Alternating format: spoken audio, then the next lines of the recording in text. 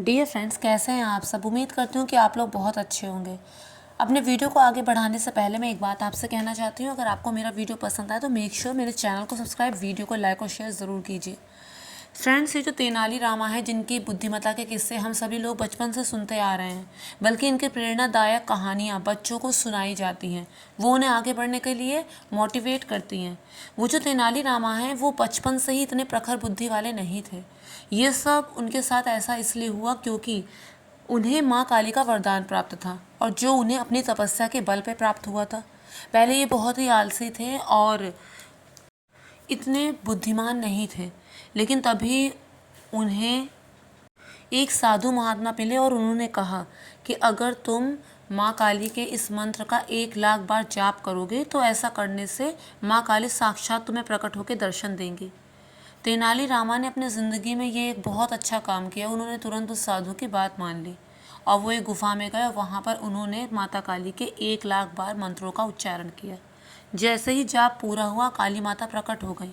उनका रूप बहुत ही भयावह था और उनके 100 मुख थे, लेकिन उन्हें देख के तेनाली रामा डरे नहीं, अभी तो हंसने लगे ज़ोर ज़ोर से। काली माता ने इसका कारण उनसे पूछा तो उन्होंने बड़ी सरलता से जवाब दिया कि जब मुझे जुकाम होता है तो मैं अपनी एक नाक पूछते पूछते ही थक जाता हूँ। आपकी तो 100 नाकें हैं, फिर आपका क्या हाल होता होगा। इस पर काली माता को हंसी आ गई और उन्होंने कहा कि तुम तो बड़े ही हंसमुख स्वभाव के हो। मैं तुम्हें वरदान देती हूँ कि तुम बहुत बड़े हास्य कवि होगे। उसके बाद तेनाली रामा ने प्रश्न किया, लेकिन इससे मुझे क्या मिलेगा। तो उन्होंने कहा कि मेरे हाथ में ये 2 कटोरियाँ हैं। एक कटोरी में दूध है, अगर तुम इसे पियोगे तो तुम बहुत ही प्रखर बुद्धि वाले, बहुत ही ज्ञानी और बहुत ही बुद्धिमान हो जाओगे, लेकिन तुम्हारे पास धन नहीं होगा। और ये दूसरी कटोरी है, इसमें दही है, अगर तुम इसे खाओगे तो तुम बहुत ही धनवान हो जाओगे, लेकिन तुम्हारे पास ज्ञान नहीं होगा। तेनाली रामा ने कुछ सोचकर कहा कि माँ, आप मुझे कटोरी पास से दिखा सकती हैं। मैं देखूंगा, जो ज़्यादा स्वादिष्ट होगा मैं उसे लूँगा। माँ ने जब पास से दिखाई तो उन्होंने दोनों कटोरियाँ उठा ली और झटपट अपने मुंह में डाल ली, और उसके बाद माता काली से क्षमा मांगते हुए कहा कि यदि मेरे पास धन नहीं होगा तो मैं कैसे जीविका अर्जन करूंगा, मैं कैसे जीवित रहूंगा, और यदि मेरे पास ज्ञान नहीं होगा तो उस धन का उपयोग कैसे करना है ये मैं कैसे जानूंगा। इस पर काली माता ने उन्हें क्षमा कर दिया और उनसे कहा कि तुम बहुत ही विद्वान होगे, तुम्हें धन की भी कभी कोई कमी नहीं होगी, लेकिन तुम्हारे शत्रु भी बहुत होंगे और वो पूरा जीवन तुम्हारे विरुद्ध चाल पर चाल चलते रहेंगे। ऐसा ही हुआ। इन्होंने और ऐसा ही हुआ। विजयनगर राज्य के जो राजा कृष्णदेव राय थे, उनके प्रमुख दरबारी थे। ये राजा के भी अत्यंत निकट थे, अपनी बुद्धिमत्ता के कारण उनके उचित सलाहकार थे, लेकिन पूरा जीवन इनके शत्रु भी एक्टिव रहे।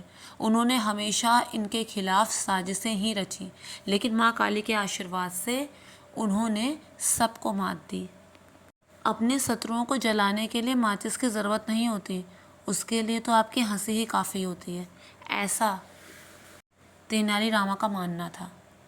उन्हीं से जुड़ा एक महत्वपूर्ण किस्सा था कि एक बार राजा कृष्णदेव राय के दरबार में एक व्यापारी आया। उसके हाथ में 3 गुड़ियाँ थी और उसने राजा को वो गुड़ियाँ दिखाते हुए कहा कि ये तीनों गुड़ियाँ एक शक्ल की, एक रंग रूप की हैं, लेकिन अगर आपके दरबार में से, अगर आपके पूरे राज्य में से कोई ये बता देगा कि इन तीनों गुड़ियाँ में अंतर क्या है तो मैं हार मान लूँगा। इससे पहले भी मैं बहुत राज्यों में गुजरा हूँ, बहुत राज्यों में गया हूँ, लेकिन वहाँ मुझे कोई ऐसा नहीं मिला जो ये बता सके कि इन तीनों गुड़ियों में क्या अंतर है। राजा कृष्णदेव राय ने उसकी बात मान ली और 1 महीने का वक्त मांगा।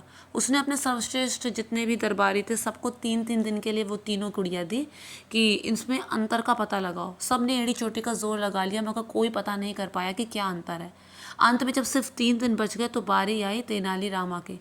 राजा ने कहा कि पूरे राज्य की जो नाक है वो तुम्हारे हाथों में है, तुम ही अब बेड़ा पार लगाओ। तेनाली रामा तीनों गुड़िया लेके अपने घर चले गए और उसके बाद वो बहुत ही ध्यान से इन तीनों गुड़िया में अंतर खोजने लगे। पूरा दिन बीत गया, कुछ पता नहीं चला। दूसरा दिन भी बीत गया, लेकिन जब तीसरा दिन आया तब तेनाली रामा को वो अंतर समझ में आ गया।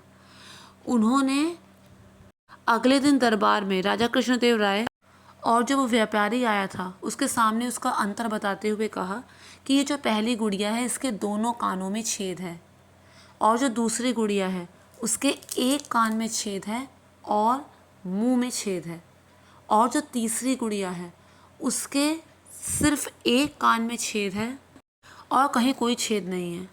उसने एक तार निकाला, तेनालीरामा ने एक तार निकाला और पहली गुड़िया के एक कान से डाला तो वो तार दूसरे कान से निकल गया। फिर वही तार उन्होंने दूसरी गुड़िया के एक कान में डाला तो वो तार सीधे गुड़िया के मुंह से निकला। और फिर वही तार उन्होंने तीसरी गुड़िया के कान में डाला तो वो बाहर ही नहीं निकला। उन्होंने कहा ये जो पहली गुड़िया है ये होते हैं उस तरह के लोग जो एक कान से कोई बात सुनते हैं और दूसरे कान से निकाल देते हैं। इनसे कुछ कहने का कोई फ़ायदा नहीं है, कोई ज्ञान की बात इन्हें समझ में नहीं आती। दूसरी तरह के लोग वो होते हैं जो एक कान से कोई भी बात सुनते हैं तो बाहर मुंह से जाके उगल देते हैं। ये लोग विश्वास पात्र नहीं होते, किसी का भी राज नहीं रख सकते। इन लोगों से बहुत बच के रहने की ज़रूरत होती है। और तीसरी गुड़िया जो है, ये होते हैं वो लोग जो कोई भी बात सुनते हैं तो उसे अपने हृदय में छिपा के रखते हैं। इसके अन्य कारण भी हो सकते हैं। पहले होते हैं वो लोग जिनके दोनों कानों में छेद होता है, जो कोई भी ज्ञान की बात उन्हें समझाई जाए तो उन्हें समझ में नहीं आती। दूसरे होते हैं वो लोग जो कभी ज्ञान अर्जित जब कर लेते हैं तो उसके बाद मुंह से उसका बखान करते हैं, यानी कि उस ज्ञान को बांटते भी हैं। और तीसरे होते हैं वो लोग जो ज्ञान अर्जित करते हैं लेकिन उसे बांटते नहीं हैं। व्यापारी ये सुनकर गदगद हो गया। उसने बोला बहुत ठीक बताया आपने, बिल्कुल यही अंतर था तीनों गुड़िया में। इतनी सुंदर व्याख्या सुनकर वो व्यापारी था, उसने अपनी हार मान ली। और राजा कृष्णदेव राय भी बहुत प्रसन्न हुए और उन्होंने खुश होकर तेनालीरामा को बहुत सारे उपहार दिए। तो फ्रेंड्स, मैं उम्मीद करती हूँ आपको ये कहानी पसंद आई होगी।